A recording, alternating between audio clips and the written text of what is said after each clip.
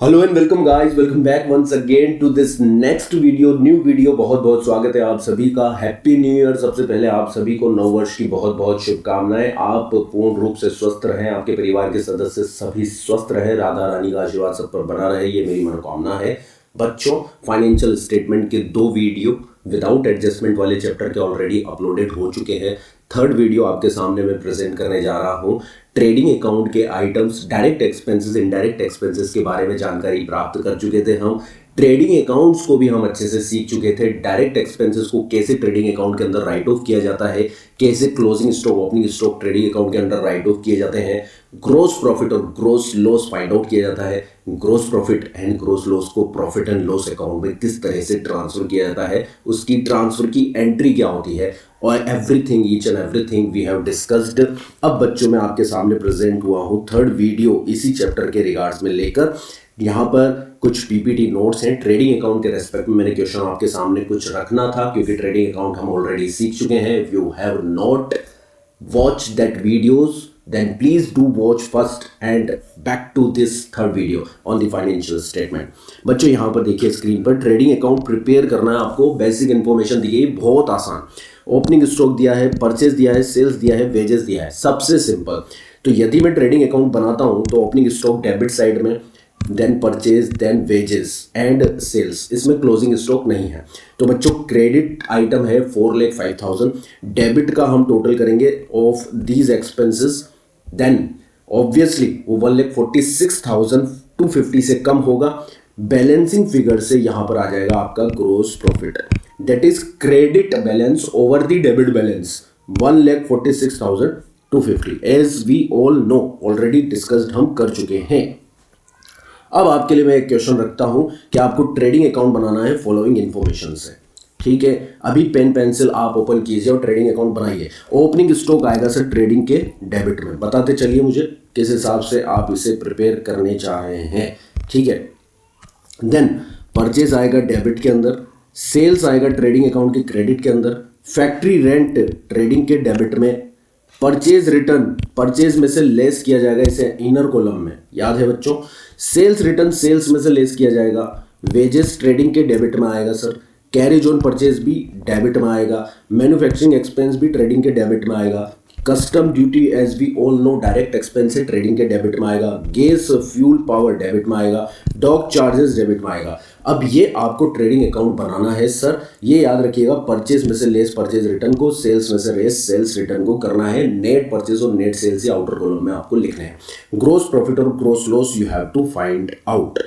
Okay, अब बच्चों हम चलते हैं प्रॉफिट एंड लॉस अकाउंट पे। ये आपका होमवर्क है सर, ये आपको बनाना है। ठीक है, क्योंकि फर्स्ट एंड सेकंड वीडियो में हम ये चीजें डिस्कस कर चुके हैं already. Then you have to prepare that. Profit and loss account की बात करते हैं सर। प्रॉफिट एंड लॉस में एज वी ऑल नो कि इनडायरेक्ट एक्सपेंसेस और इनडायरेक्ट इनकम्स को राइट ऑफ किया जाता है। देख लेते हैं ग्रोस प्रॉफिट। बच्चों यदि देखा जाए तो प्रॉफिट एंड लॉस अकाउंट हम बनाते हैं profit and loss account. Okay, profit and loss account हमने ये बनाया सर आपके सामने। ओके सर, ये बना दिया हमने profit and loss account.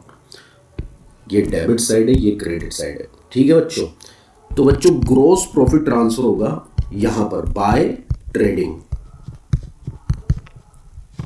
Bracket में लिखा जाएगा ग्रोस प्रॉफिट। कितना है सर ग्रोस प्रॉफिट, देखते हैं 90,500। तो 90,500 का ग्रोस प्रॉफिट हमने लिख दिया ट्रेडिंग के क्रेडिट में। ओके, देन इसके बाद ग्रोस प्रॉफिट के बाद बोल रहा है trade expenses. Trade expenses debit में राइट ऑफ होंगे, पी&एल के डेबिट में। ठीक है, हमने सॉल्यूशन यहां पर दिया हुआ है। ठीक है, आपको बस एक बार बिना देखे ट्राई करना है। ओके सर, ये ट्रेडिंग के डेबिट में जाएगा। और भी बहुत सारे क्वेश्चंस इस चैप्टर के हम करने जा रहे हैं, जो बुक आप रेफरेंस ले सकते हैं, डीके गोयल में आपको मिल जाएंगे। ठीक है, कुछ बहुत इंपॉर्टेंट क्वेश्चंस हम इस चैप्टर के लेंगे इस वीडियो के बाद या इस वीडियो के अंदर ही, इस वीडियो के अंदर ही। रेंट एंड टैक्स भी पी&एल के अंदर आएगा सर, इनडायरेक्ट एक्सपेंसेस है। बताओ बच्चों, क्या rent and tax indirect expenses है? यस।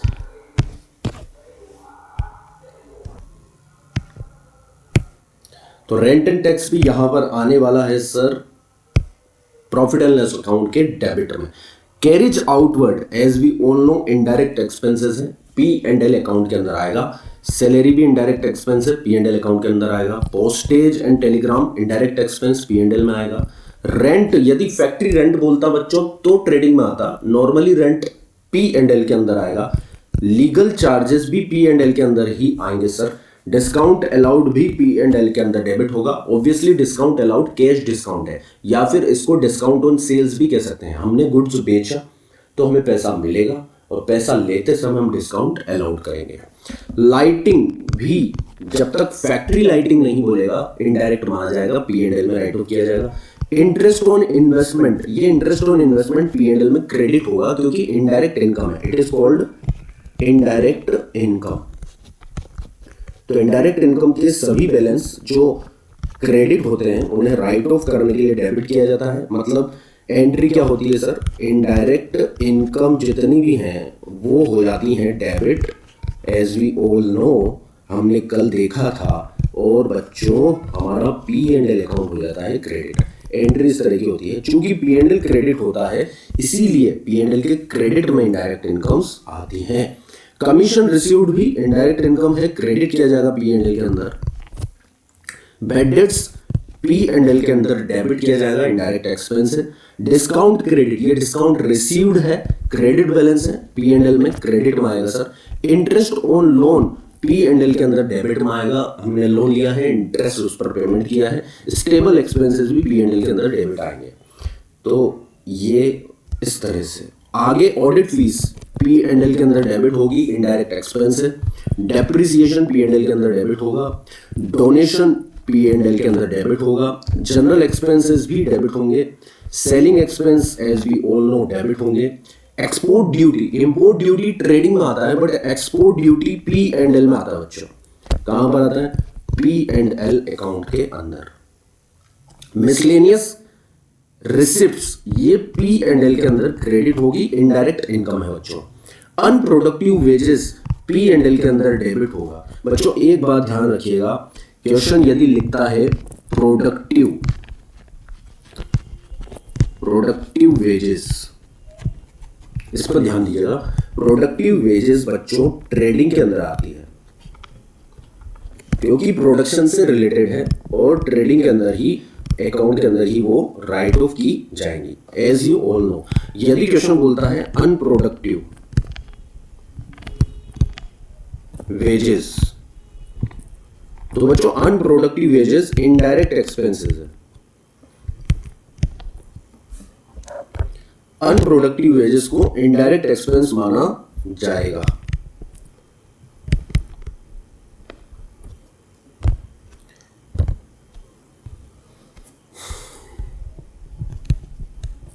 और इनडायरेक्ट एक्सपेंसेस के होने के नाते वो आ जाएगा सर हमारा प्रॉफिट एंड लॉस अकाउंट के अंदर। जब वो प्रोडक्टिव बोलता है तभी उसे वेजेस को डायरेक्ट एक्सपेंस माना जाएगा और फैक्ट्री के अंदर राइट ऑफ किया जाएगा। यदि बोलता है अनप्रोडक्टिव, मतलब वो प्रोडक्शन से रिलेटेड नहीं है, then it will be treated indirect and will be return off in profit and loss account. ये चीज आप ध्यान रखिएगा। एक चीज और आप ध्यान रखिएगा, क्वेश्चन कहता है प्रोडक्शन मैनेजर की सैलरी। ये मैंने आपको कल भी बताया था, प्रोडक्शन मैनेजर। ये थोड़ा सा वेजेस एंड सैलरी के रिगार्ड्स में कंफ्यूजिंग पॉइंट हो सकते हैं। प्रोडक्शन मैनेजर सैलरी, तो आप ध्यान रखिए, नॉर्मली सैलरी तो इनडायरेक्ट माना जाता है और पी&एल में राइट ऑफ किया जाता है, बट प्रोडक्शन मैनेजर सैलरी है तो वो सर फैक्ट्री मैनेजर की सैलरी है। किसकी सर? फैक्ट्री मैनेजर की सैलरी है। फैक्ट्री मैनेजर है वो। तो फैक्ट्री मैनेजर तो फैक्ट्री में ही ऑपरेट करते हैं, इसलिए बच्चों वो डायरेक्ट एक्सपेंस माना जाएगा। डायरेक्ट एक्सपेंस माना जाएगा और उससे बच्चों ट्रेडिंग अकाउंट के अंदर राइट ऑफ किया जाएगा। आ रही बात समझ में सर? ये थोड़ा सा जूम ज्यादा हो गया इसलिए हो सकता है लिखने में दिक्कत आ रही हो। ये ट्रेडिंग अकाउंट के अंदर राइट ऑफ किया जाएगा। ये चीजें थोड़ा सा आप ध्यान रखिएगा। Productive wages trading, unproductive wages P&L, production manager salary factory manager है, डायरेक्ट एक्सपेंस है, ट्रेडिंग अकाउंट के अंदर राइट ऑफ किया जाएगा। ये बातें आपको ध्यान रखनी है। आगे चलते हैं क्वेश्चन पर। इसके बाद ट्रेवलिंग एक्सपेंसेस भी पी एंड एल के अंदर राइट ऑफ किए जाएंगे डेबिट। ये हमने बनाया पी एंड एल अकाउंट इसके बेसिस पर। ये देखिए आप स्क्रीन पर आपके सामने ग्रॉस प्रॉफिट हमने ट्रांसफर कर दिया पी एंड एल के क्रेडिट में। इनडायरेक्ट इनकम थी हमारी commission received, discount received, miscellaneous receiveds, interest on investments. ये चार चीजें हमने क्रेडिट करी थी। देखिए आप क्वेश्चन में हमने चार चीजें क्रेडिट करी थी। ये देखिए, पहला तो इंटरेस्ट ऑन इन्वेस्टमेंट, दूसरा commission received, and third one is discount received, and fourth one where is that fourth one is miscellaneous receipt. बाकी सभी एक्सपेंसेस हमने डेबिट किए हैं। ये हमारे सामने हैं sir. Trade expenses, carriage outward, salaries, postage and Telegram, rent, rents and tax, etc. all these expenses we have debited to the profit and loss account। अब बच्चों, यदि क्रेडिट बैलेंस ज्यादा है और डेबिट बैलेंस जो आपने पी&एल के अंदर राइट ऑफ किए हैं उनका बैलेंस कम है, तो ऑब्वियसली प्रॉफिट एंड लॉस का क्रेडिट बैलेंस का मतलब होता है नेट प्रॉफिट, और वो नेट प्रॉफिट ट्रांसफर होता है प्रॉफिट एंड लॉस अकाउंट के अंदर। ये बात मेरे को आपको समझानी है। थोड़ा सा इधर आइए आप।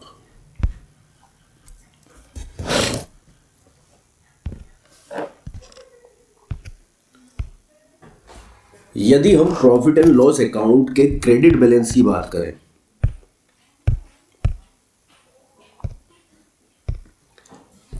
If we discussed about the credit balance of profit and loss account, यदि प्रॉफिट एंड लॉस अकाउंट के क्रेडिट बैलेंस का हमने टोटल किया, मान लीजिए that comes to ₹2 lakh, and if we talk about the debit balance, the expenditure sides of the profit and loss account, that is 1,50,000. If we total the credit balance of the profit and loss including gross profit, that comes 2 lakh, and debit balance का यदि हमने total किया है, यानी कि expenses, indirect expenses को write of करने का यदि हमने टोटल किया है, that comes 1,50,000। तो यहाँ पर बच्चों नेट बैलेंस की यदि मैं बात करूं तो नेट यहाँ पर क्रेडिट बैलेंस शो होगा आपका, नेट क्रेडिट बैलेंस यहाँ पर शो होगा आपका, नेट क्रेडिट बैलेंस आपका शो होगा 50,000। यदि प्रॉफिट एंड लॉस का क्रेडिट बैलेंस है, that is means excess of incomes over the expenditure, that is excess of income over the expenditure and called net profit. It is called net profit. And as we all know already, net profit will be transferred to the capital account. Net profit will be transferred to the capital account. And if we are transferring that credit balance of the profit and loss account 50,000 to the capital account, तो बच्चों we have to debited or close that credit balance of the profit and loss account by debiting the P&L account। तो बच्चों यदि ये credit balance है 50,000 का, तो हमें एंट्री किस तरह से पास करनी होगी? प्रॉफिट एंड लॉस अकाउंट जो क्रेडिट बैलेंस है उसे ट्रांसफर करने के लिए हमें करना पड़ेगा debit bye 50,000, and capital account को हमें करना पड़ेगा बच्चों क्रेडिट, दैट इज 50,000। तो ये नेट प्रॉफिट के ट्रांसफर की एंट्री हो जाएगी सर। तो यहां पर इस क्वेश्चन के अंदर हमने यही देखा है कि यहां पर क्रेडिट बैलेंस ज्यादा था, डेबिट बैलेंस कम था, इसीलिए नेट प्रॉफिट ट्रांसफर हुआ है, प्रॉफिट एंड लॉस अकाउंट को डेबिट किया है हमने, और क्रेडिट यहां पर कैपिटल अकाउंट को किया है, और दैट इज 27,000। इस क्वेश्चन के अंदर क्रेडिट बैलेंस डेबिट बैलेंस से 27,000 से ज्यादा है, तो हम उस P&L के क्रेडिट बैलेंस को ट्रांसफर करने के लिए P&L अकाउंट को डेबिट करेंगे और कैपिटल अकाउंट को क्रेडिट करेंगे, ब्रैकेट में लिख देंगे नेट प्रॉफिट ट्रांसफर। ठीक है। उसी तरह से यदि P&L में डेबिट बैलेंस यदि ज्यादा होता है बच्चों, तो क्या दशा बनेगी? इस तरफ देखिए आप। If in case profit and loss का डेबिट बैलेंस है सर, मान लीजिए 1,80,000, ये आपके इनडायरेक्ट एक्सपेंसेस जो आपने राइट ऑफ किए उनका टोटल है, और यदि मैं बात करूं प्रॉफिट एंड लॉस के क्रेडिट बैलेंस की, तो क्रेडिट बैलेंस मान लीजिए यहां पर है 1,50,000। इसका मतलब मैं बात करूं क्रेडिट बैलेंस का मतलब क्या होता है बच्चों? क्रेडिट बैलेंस का मतलब होता है इनकम। इनकम है 1,50,000 की आपके पास, और एक्सपेंसेस जो इनडायरेक्ट एक्सपेंसेस हैं वो है सर 1,80,000। तो यहां पर 30,000 का जो बैलेंस आएगा वो expenses is over about then income. तो इनकम से कितने ज्यादा खर्चे हैं आपके पास? 30,000 के ज्यादा खर्चे। इनकम कम हुई, खर्चे ज्यादा हो गए 30,000 के।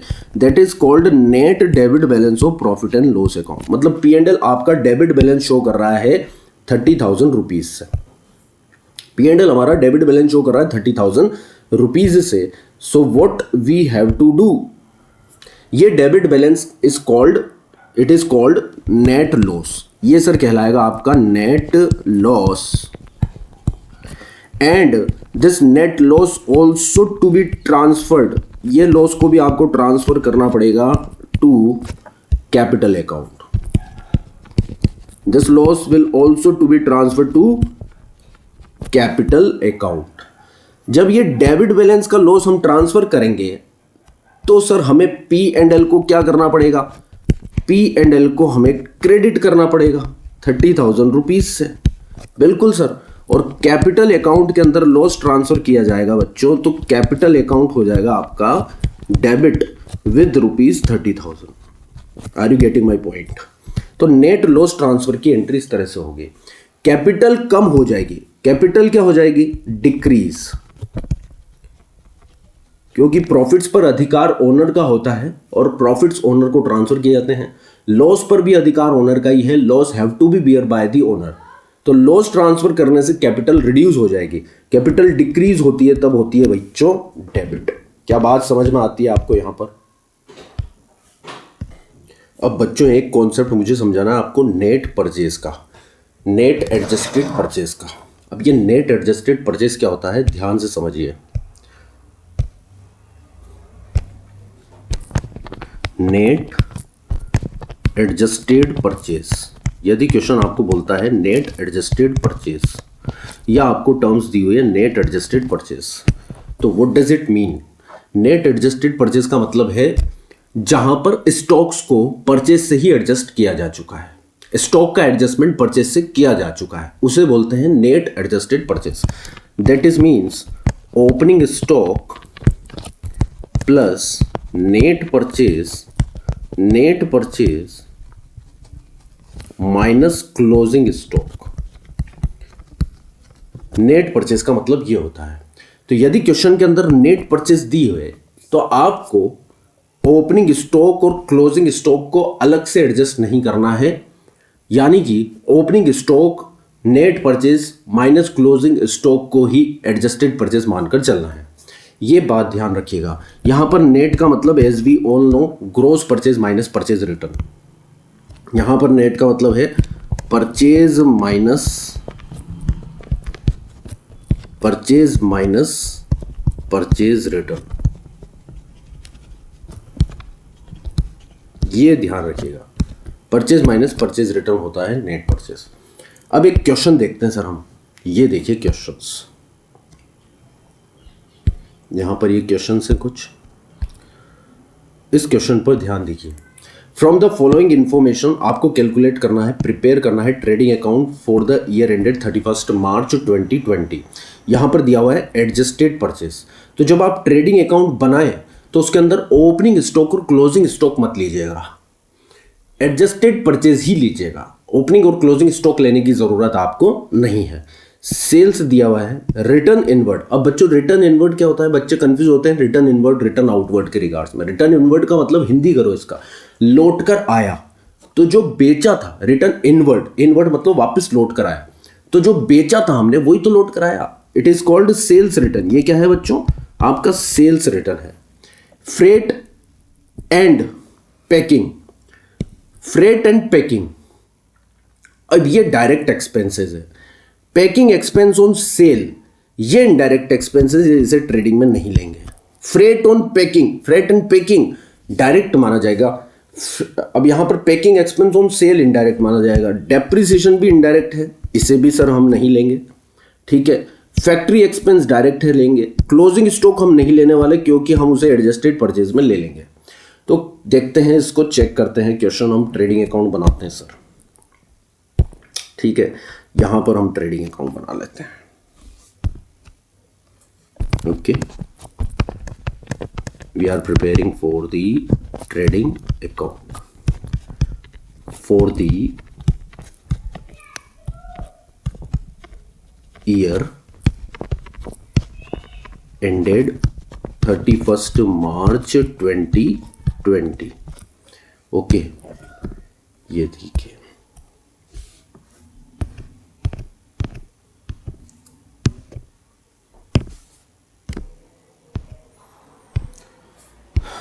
तो क्वेश्चन के अंदर सबसे पहले हम ले लेंगे adjusted purchase. How much that adjusted purchase? 15 lakh.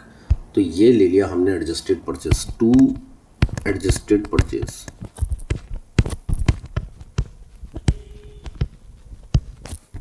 That is 15 lakh, okay sir. अब एडजस्टेड परचेज के बाद दिया हुआ है सेल्स। सेल्स में से रिटर्न इनवर्ड लेस करना है। 21,40,000 में से 40,000 रिटर्न करके हमें लिखना है, ठीक है सर। यहां पर लिख रहे हैं हम बाय सेल्स। इनर कॉलम में 21,40,000 एंड इसमें से लेस कर देंगे सेल्स रिटर्न, दैट इज 40,000। तो बच्चों आउटर कॉलम में आ जाएगा 21 लाख नेट सेल्स। ये प्रेजेंटेशन हो गया आपका। देन ये सभी क्वेश्चन हमें करने हैं जो आपको बोर्ड पर दिख रहे हैं। इसके बाद सर सेल्स हो गया, सेल्स रिटर्न हो गया, एडजस्टेड परचेज हो गया। Freight on packing, freight and packing 15,000, ये डायरेक्ट एक्सपेंसेस है।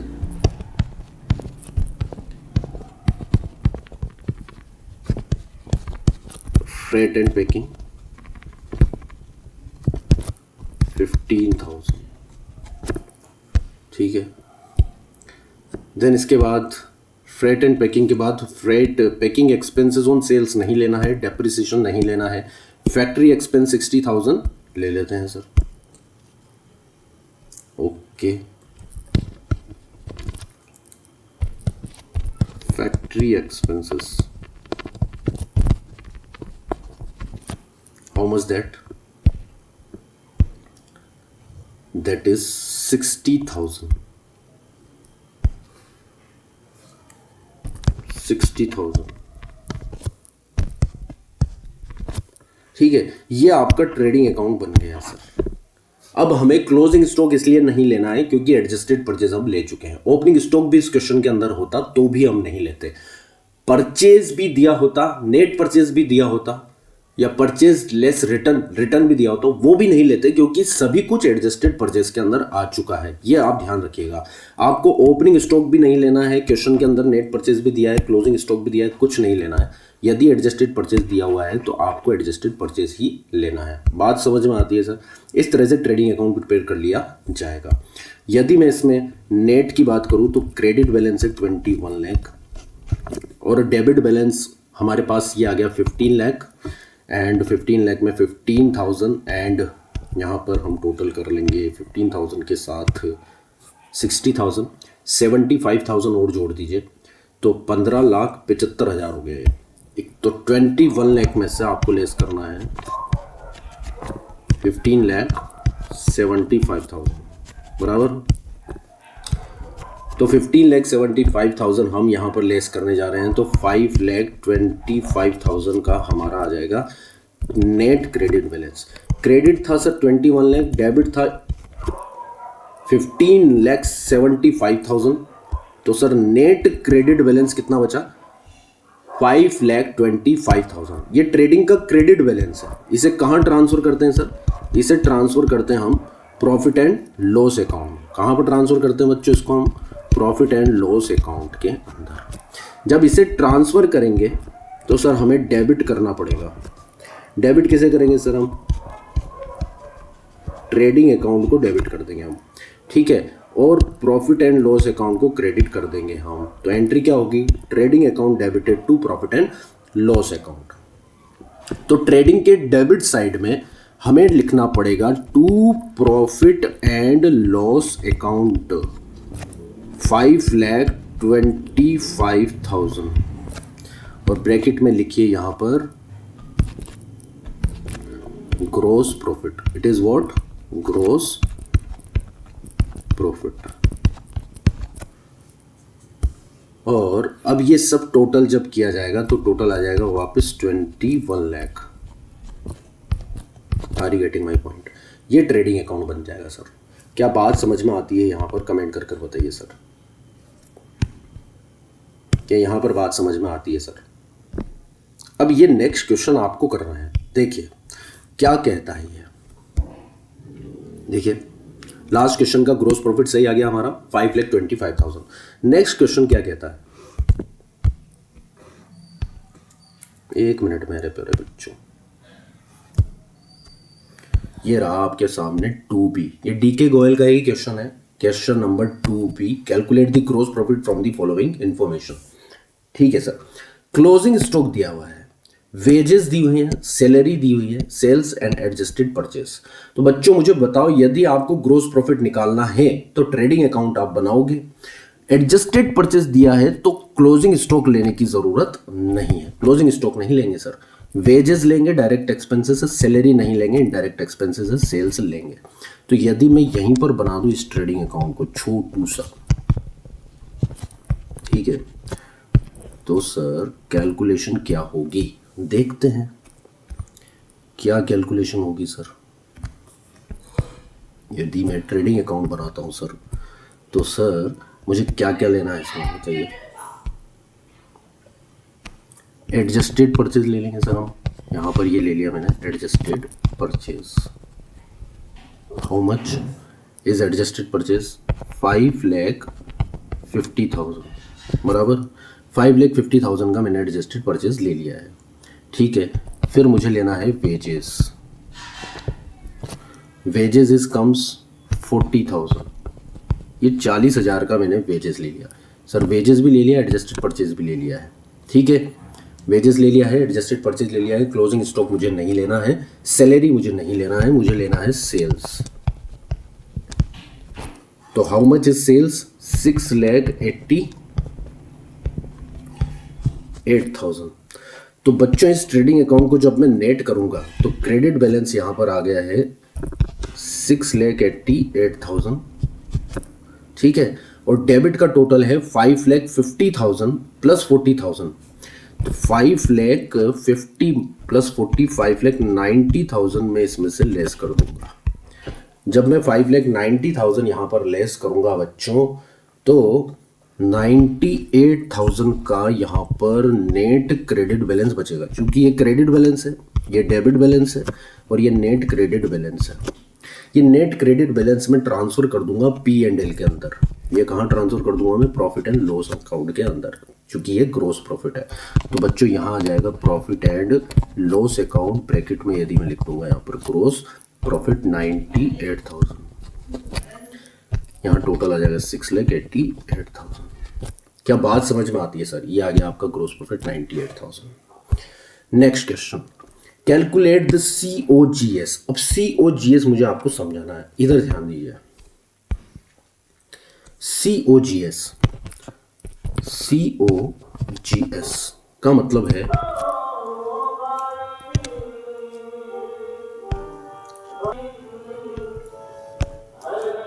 COGS का मतलब है बच्चों cost of revenue from operation. Cost of, मैं इसको थोड़ा सा मिनिमाइज करूंगा sir, cost of revenue from operation. इसको डिटेल में हम नेक्स्ट वीडियो के अंदर देखेंगे, क्योंकि बहुत सारे क्वेश्चंस हमें इस टॉपिक पर करने हैं, कॉस्ट ऑफ गुड्स सोल्ड पर, COGS पर। मतलब कुल मिलाकर मैं आपको बात कहूं तो COGS का मतलब नेट ये है कि जो गुड्स आप सेल कर रहे हैं ना, उस सेल किए जाने वाले गुड्स की कॉस्ट क्या है। मतलब कॉस्ट ऑफ गुड्स सोल्ड, जो हम सेल्स करते हैं उसे हमने कितने में बनाया था, उसकी फैक्ट्री कॉस्ट, यानी कि सेल्स की फैक्ट्री कॉस्ट की बात कर रहा हूं मैं। फैक्ट्री कॉस्ट मतलब उसको, जो आप गुड्स सेल कर रहे हैं उसे फैक्ट्री में बनाने की क्या कॉस्ट लगी थी, उसकी मैन्युफैक्चरिंग कॉस्ट को COGS बोलते हैं। उसकी मैन्युफैक्चरिंग और